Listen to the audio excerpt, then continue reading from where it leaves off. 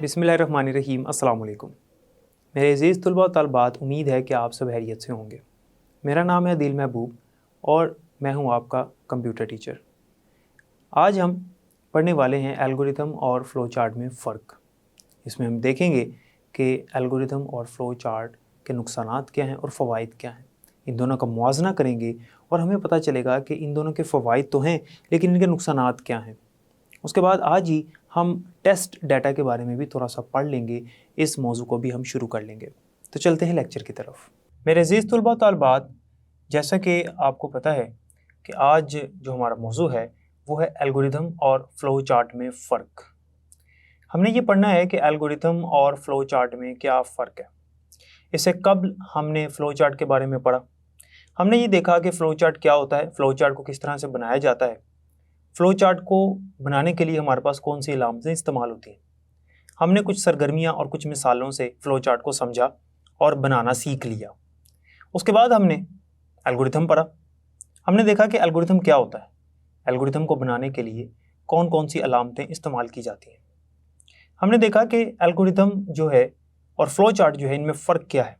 एक बहुत ही छोटा सा इनके बारे में फ़र्क हमने पढ़ा था और हमने ये देखा था कि एल्गोरिथम को बनाने के लिए हमारे पास कौन कौन सी मिसालें होती हैं। जो आपकी किताब में मिसालें मौजूद थीं वो हमने पढ़ी, कुछ सरगर्मियाँ की। फिर हमने देखा कि हमारे पास जब मुख्तलिफ एल्गोरिथम हो तो हम उनमें से जो बेहतरीन एल्गोरिथम है वो किस तरह से देखते हैं और हम किस तरह से उसको चुन लेते हैं कि कौन सा एल्गोरिथम ज़्यादा बेहतरीन है। ये सारी चीज़ें पढ़ लेने के बाद अब हमें ये पता होना चाहिए कि एल्गोरिथम और फ़्लो चार्ट में क्या फ़र्क है। और ये फ़र्क जानने के लिए हम एल्गोरिथम के कुछ फ़वाइद देखेंगे और फ़्लो चार्ट के भी कुछ फ़वाइद देखेंगे। कुछ एल्गोरिथम के नुकसानात देखेंगे और फ़्लो चार्ट के भी कुछ नुकसानात देखेंगे। अब आप ये सोच रहे होंगे कि नुकसानात भी हो सकते हैं क्या इन चीज़ों के। जी बिल्कुल, कुछ नुकसानात हैं जो कि आज हम पढ़ने वाले हैं। तो इनका फ़र्क वैसे तो हम एक जुमले से पहले भी वाज़ह कर चुके हैं कि फ़्लो चार्ट और एल्गोरिथम में फ़र्क कुछ इस तरह से हो सकता है कि हमारा जो एल्गोरिथम है वो मसले को हल करने के जो मराहिल हैं वो हमारी जो आसान ज़ुबान है, जो भी हम बोल रहे हैं उसमें लिखा जाता है, ये एल्गोरिथम होता है। और इसी एल्गोरिथम की जो तस्वीरी शक्ल होती है वो फ़्लो चार्ट कहलाता है। इसकी मिसाल इस तरह से है कि एक तरफ एक कहानी है और एक तरफ एक फ़िल्म है। कहानी जो है वो एल्गोरिथम है जो कि लिखी हुई है और जो फ़िल्म है वो क्या है, फ़्लो चार्ट है। तो फ़िल्म को देखते हुए उस कहानी को समझना ज़्यादा आसान है बजाय इसके कि हम उसको पढ़ के समझें। लेकिन फिर भी कुछ फ़वाइद और नुकसानात देखेंगे ताकि मज़ीद ये चीज़ वाज़ेह हो जाए कि एल्गोरिथम और फ़्लो चार्ट में फ़र्क क्या है असल में।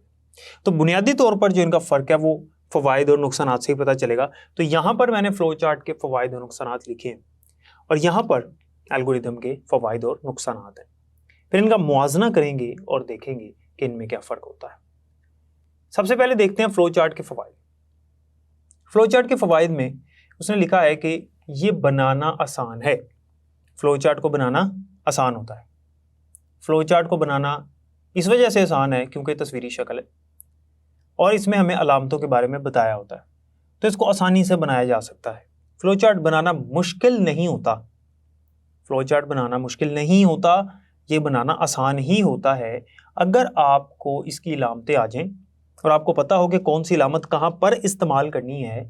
तो आप फ़्लो लाइन का इस्तेमाल करते हुए आप फ़्लो चार्ट को आसानी से बना सकते हो। आपके पास एक बड़ा पेपर हो तो आप उसके ऊपर बड़ा फ़्लो चार्ट भी बना सकते हो। दूसरे नंबर पर यह है कि मसला को हल करने में आसानी पैदा करता है। जैसा कि मैंने आपको बताया था कि जब भी हमने किसी मसले को हल करना हो तो हम उसका हल लिख तो लेते हैं, यानी उसका एल्गोरिथम बना लेते हैं, लेकिन अगर हम उसकी तस्वीरी शक्ल में उसको लेकर आएँ तो फिर मसले का जो हल है उसको समझना आसान हो जाएगा। तो फ़्लो चार्ट जो है वो मसले को हल करने में आसानी पैदा करता है। नंबर 3, गलतियों की शनाख्त करने में आसानी पैदा करता है अगर कोई है। अगर फ़्लो चार्ट में कोई गलती है, यानी जो मसला हल कर रहे हैं उस मसले को हल करने के दौरान उसमें कोई गलती वाक़या हो जाती है, तो उस गलती को देखने के लिए, उस गलती को तलाश करने के लिए फ़्लो चार्ट एक बहुत ही आसान रास्ता हमें देता है। यानी अगर हम फ़्लो चार्ट को देखें तो हमें गलतियों की निशानदेही हो जाएगी, गलतियों की शनाख्त हो जाएगी कि कहाँ कहाँ पर गलती हुई है हमसे। जिससे हमें पता चल जाएगा कि हमारा जो नतीजा है वो सही क्यों नहीं निकला। मिसाल के तौर पर आपने एक मसले को हल करने का एल्गोरिथम लिखा, उस एल्गोरिथम को देखते हुए आपने फ्लो चार्ट बनाया। फ्लो चार्ट बनाने के बाद आपने क्या किया, आपने उसको चेक किया कि फ्लो चार्ट सही जवाब देता है या नहीं देता। जब आपने उसको चेक किया तो आपके पास जवाब गलत आ गया। इसका मतलब ये हुआ कि फ्लो चार्ट में कोई गलती है जो आपको गलत नतीजा निकाल कर दे रही है, आपका मसला हल नहीं हो रहा। तो फ्लो चार्ट को आपने पूरा देखा और आपने उसके अंदर गलती तलाश की, तो बाआसानी जो गलतियां हैं उनकी शिनाख्त हो जाती है फ्लो चार्ट के अंदर। चूंकि तस्वीरी शक्ल है, देखते ही पता चल जाता है कहाँ पर गलती है। अगर गलती नहीं है तो फ्लो चार्ट से पता चल जाएगा कि कोई गलती नहीं, इसलिए उसने लिखा हुआ है कि अगर कोई है, अगर गलती है तो फिर हमें उसकी निशानदेही हो जाएगी। उसके बाद है कि एक मरहले से दूसरे तक के फ्लो या बहाव का मुशाहिदा करना आसान होता है। जब हम किसी मसले को हल करने लगते हैं तो उसका जो हल होता है वो मरहलावार हल होता है। पहला मरहला, दूसरा, तीसरा, चौथा, पांचवा, छठा, इस तरह से मराहिल होते हैं। जब हम एल्गोरिथम बनाते हैं, और आपको पता है कि एल्गोरिथम को बनाते हुए हम उसमें मरहलों के नंबर देते हैं, मरहला नंबर 1, मरहला नंबर 2, मरहला नंबर 10, मरहला नंबर 15, ये नंबर से हमें पता चल जाता है कि किस मरहले के बाद किस मरहले की बारी आनी है, इसका बहाव किस तरफ है। लेकिन फ्लो चार्ट में हम मरहलों के नंबर नहीं देते, हम उसके लिए फ्लो लाइन लगाते हैं जो कि तीर के निशान से वाज़ेह की जाती है। तो एक मरहले से दूसरे तक के फ्लो या बहाव का मुशाहिदा करना आसान हो जाता है। हम इस चीज़ का अगर मुशाहिदा करना चाहें कि किस मरहले के बाद किसकी बारी है, किसके बाद हमने किस तरफ जाना है, किस मरहले के बाद कौन सा मरहला चलेगा, तो फ्लो चार्ट को देखते हुए ये समझना ज़्यादा आसान हो जाता है। उसकी वजह यही है कि इसमें हमारे पास तीर का निशान होता है, और तीर का निशान जो है वो देखते में पता चल जाता है कि कहाँ से कहाँ की तरफ अब हम जा रहे हैं। तो फ्लो चार्ट का बहाव किधर है, या इसको फ्लो कहते हैं, इसका फ्लो या बहाव किस तरफ है इस मसले के हल का, वो फ्लो चार्ट से देखना ज़्यादा आसान होता है, उसका मुशाहिदा करना आसान हो जाता है। ये थे इसके फ़वाइद। अब फ्लो चार्ट के कुछ नुकसानात भी हैं, यानी फ्लो चार्ट को बनाते हुए जो परेशानियों का सामना करना पड़ता है या पड़ सकता है, वो कौन कौन सी हैं।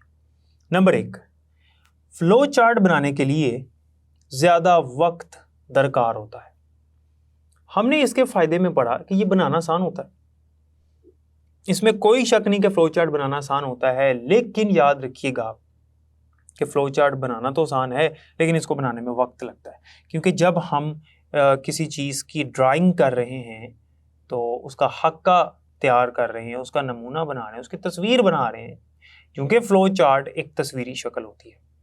तो जब हम किसी चीज़ की तस्वीर बना रहे हैं तो उसको बड़ी एहतियात से बनाना होगा, बड़ा खूबसूरत करके बनाना होगा, उसकी अलामतों को बिल्कुल दुरुस्त बनाना होगा कि देखने वाले को पता चले कि ये कौन सी अलामत है। तो इस मकसद के लिए हमें थोड़ी मेहनत करनी पड़ेगी, और जब हम मेहनत करेंगे तो बड़ी एहतियात से काम करेंगे। जब एहतियात से काम करेंगे तो हमारा वक्त लगेगा, जब वक्त लगेगा तो इसका मतलब ये है कि फ़्लो चार्ट बनाना आसान तो है लेकिन इसमें वक्त लगता है।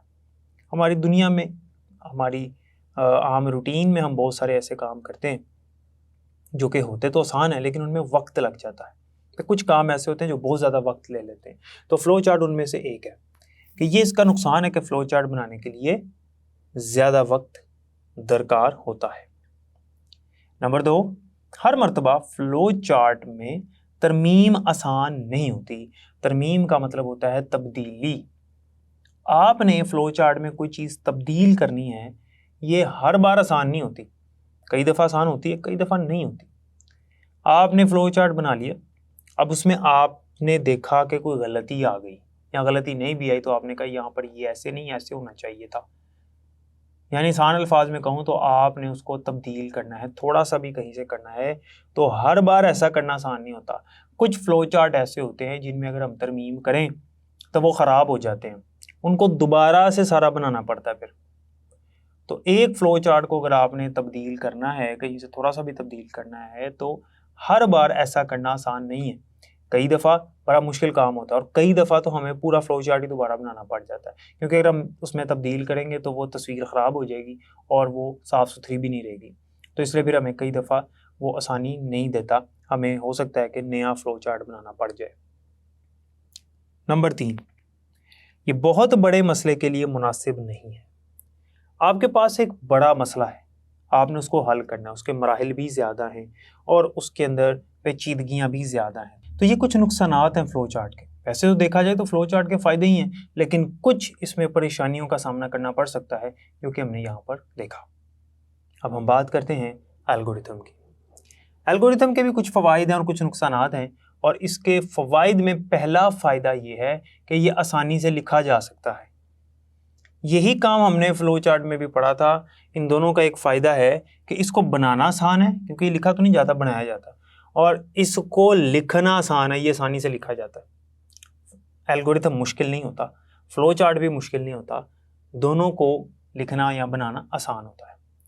नंबर 2, एल्गोरिथम लिखने की तकनीक समझना आसान है, यानी एल्गोरिथम को लिखने का जो तरीकाकार है वो बड़ा आसान होता है। आपने एल्गोरिथम को बनाना सीखा, आपने एल्गोरिथम को कैसे बनाते हैं ये पढ़ा समझा, तो आपको पता चल गया होगा कि इसको समझना कितना आसान है। जैसे हमने कुछ मिसालें की तो आपको याद हो गया होगा कि एल्गोरिथम को किस तरह से बनाया जाता है। इसका मतलब ये है कि एल्गोरिथम को बनाना भी आसान है और इसको सीखना भी आसान होता है, क्योंकि इसकी जो अलामतें हैं वो भी आसान हैं। मिसाल के तौर पे आपने पढ़ा था कि एल्गोरिथम को जब भी शुरू करना है तो आपने लिखना है स्टार्ट। इनपुट की जो अलामत है वो इस वजह से हम इस्तेमाल करते हैं कि हमने सारिफ से जब कोई भी कीमत लेनी हो किसी भी मुतगय्यर के अंदर, जब हमने किसी मुतगय्यर में कोई कीमत स्टोर करनी है, यानी कोई भी कीमत उसके अंदर महफूज करनी है, उसके लिए हम सेट का इस्तेमाल करते हैं। इसी तरह से हम गो टू का इस्तेमाल करते हैं, फेल्स का इस्तेमाल करते हैं। ये कुछ अलामतें हमने एल्गोरिथम की पढ़ी थी, जिनको समझना सीखना बहुत ही आसान होता है। तो इसलिए उसने कहा कि एल्गोरिथम लिखने की तकनीक इस्तेमाल करना या तकनीक समझना आसान होता है। नंबर 3 पर वो कहता है कि बड़े मसले को हल करने के लिए एल्गोरिथम मददगार होता है। जब बड़ा मसला हो तो एल्गोरिथम हम आसानी बना लेते हैं और वो हमारे लिए मददगार साबित होता है। हालांकि हमने फ़्लो चार्ट के अंदर ये पढ़ा था कि बहुत बड़े मसले के लिए फ़्लो चार्ट मुनासिब नहीं है। इसका मतलब है कि जब बड़ा मसला हो तो फ़्लो चार्ट की बजाय हम एल्गोरिथम बनाते हैं, जो कि हमारे लिए फ़ायदेमंद होता है। उसके बाद एल्गोरिथम के कुछ नुकसानात हैं। अब कुछ नुकसानात देखते हैं। इसके नुकसानात में जो पहला इसका नुकसान है वो ये है कि मौजूदा एल्गोरिदम में हर बार तरमीम आसान नहीं है, उसी तरह से जिस तरह हमने फ़्लो चार्ट में पढ़ा था। फ़्लो चार्ट में भी हर बार तरमीम आसान नहीं होती। एक एल्गोरिदम आपने बनाया, आपने उसमें कुछ तब्दीली करनी, आप आसानी से उसमें तब्दीली नहीं कर सकते। हर बार ऐसा नहीं होता। अगर छोटा सा एल्गोरिथम है फिर तो ठीक है, लेकिन अगर बड़ा एल्गोरिथम है तो फिर मसला होता है। उसके बाद एक मरहले से दूसरे मरहले तक का फ़्लो या बहाव देखना आसान नहीं होता। जैसा कि मैंने आपको बताया कि फ़्लो चार्ट में हम फ़्लो लाइन लगाते हैं अपने फ़्लो चार्ट के बहाव को ज़ाहिर करने के लिए, लेकिन इसमें हम क्या लिखते हैं, मरहला 1, मरहला 2, मरहला 3। तो इसमें जो मरहले का बहाव है वो कई दफ़ा समझना मुश्किल हो जाता है। जैसे आपको याद होगा हमने जो मिसाल नंबर 9 पढ़ी थी, उसके अंदर हमने ब्रैकेट लगा दी थी और फिर उसके अंदर कुछ मराहिल थे, तो वो जो बहाव है वो समझने इतना आसान नहीं होता। जब इस तरह का एल्गोरिथम हो तो उसमें फिर ये मसला आता है, उसके बहाव या फ़्लो को समझना आसान हर बार नहीं होता। लेकिन जो फ़्लो चार्ट है इसके अंदर चूँकि हमारे पास तीर का निशान होता है तो उससे हर चीज़ को समझना बड़ा आसान हो जाता है। उसके बाद अगर गो टू स्टेटमेंट का इस्तेमाल किया गया हो तो अगलात तलाश करना मुश्किल हो जाता है, यानी गलतियाँ तलाश करना मुश्किल हो जाता है। अगर आपने गो टू का इस्तेमाल किया है तो गलती तलाश करना बहुत मुश्किल हो जाता है, क्योंकि अगर एल्गोरिथम में कोई गलती है और आपको नतीजा वो नहीं मिल रहा जो आप चाह रहे हैं, आपको अपनी मर्ज़ी के मुताबिक, अपनी ख्वाहिश के मुताबिक, ज़रूरत के मुताबिक जवाब नहीं मिल रहा, नतीजा नहीं मिल रहा, तो आपके लिए मुश्किल हो जाती है। किस वजह से? गो टू की वजह से, कि गलतियाँ आप तलाश करना जो है वो आपके लिए मुश्किल हो जाता है। जब आप गलतियाँ तलाश कर रहे होते हो तो गो टू अगर लगा हो उस एल्गोरिथम के अंदर तो फिर थोड़ी सी जो है ना वो मुश्किल का सामना करना पड़ सकता है। तो आपने देखा ये एल्गोरिथम के कुछ नुकसानात हैं। इस तरह से हमने जो इनका मुआवजना किया तो उसमें हमने देखा कि एल्गोरिथम और फ़्लो चार्ट दोनों को बनाना आसान होता है, लेकिन कुछ चीज़ें ऐसी हैं जो कि फ़्लो चार्ट में हमें फ़ायदा देती हैं और कुछ चीज़ें ऐसी हैं जो एल्गोरिथम में हमें फ़ायदा देती हैं। कुछ ऐसे मसाइल हैं जिनमें फ़्लो चार्ट सही रहता है और कुछ ऐसे मसाइल होते हैं जिनमें एल्गोरिथम सही रहता है। लेकिन अगर इसको आसान अल्फाज में समझें तो फ़्लो चार्ट को देखते हुए मसाइल को समझना आसान ज़्यादा होता है। इसमें भी आसान होता है, लेकिन अगर मुआवजा करें तो ज़्यादा आसान इसमें होता है। यहाँ तक हमारा फ़्लो चार्ट और एल्गोरिथम का जो मौजू हमने शुरू किया था वो मुकम्मल होता है। अगला जो मौजू है वो आज हम जो है उसको शुरू कर लेंगे और फिर इससे जो अगला लेक्चर है उसके अंदर इसको मुकम्मल करेंगे, क्योंकि ये एक तफसीली मौजू है। इसमें हमारे पास इसका नाम है टेस्ट डाटा। टेस्ट डाटा क्या होता है? एक मसले को हल करने के बाद इसको टेस्ट किया जाता है। जब भी किसी मसले को हम हल करते हैं ना, तो उसके बाद उसको टेस्ट करते हैं, यानी उसको देखते हैं कि आया ये हमें सही जवाब देता है या नहीं देता, ये मुकम्मल तौर पे सही काम करेगा या नहीं करेगा, कि हल दुरुस्त है या नहीं। और इसके लिए हमें टेस्ट डाटा की ज़रूरत पड़ती है, यानी इसके लिए फिर हम टेस्ट डाटा का इस्तेमाल करते हैं।